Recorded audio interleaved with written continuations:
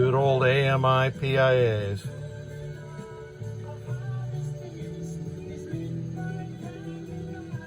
Nice. So I've replaced that faulty 6821 with one of my NOS stock 6821s. It's hard to read the labels on those.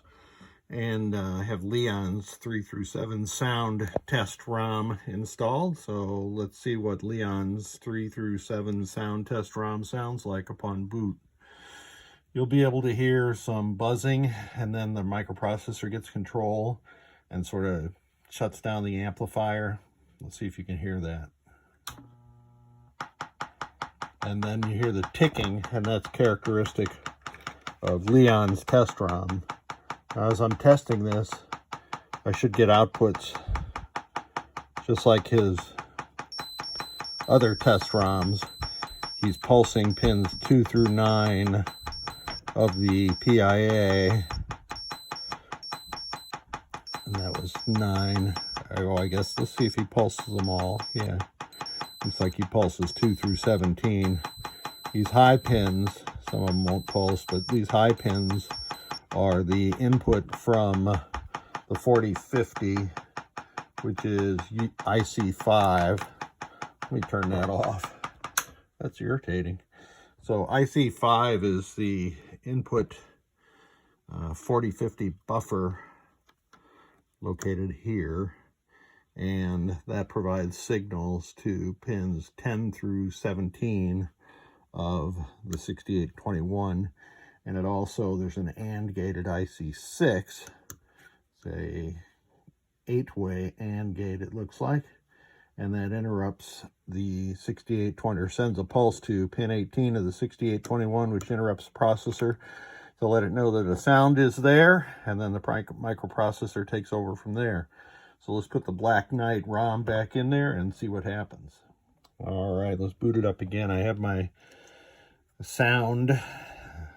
The left is these left gold dots are sound triggers, and I can repurpose this for the special solenoids on Williams 3 through 7.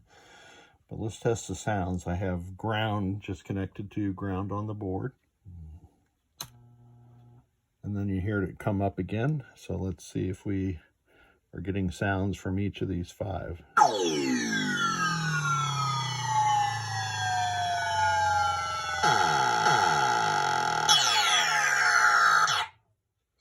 We sure are. Now let's see if the sound test button does what it's supposed to.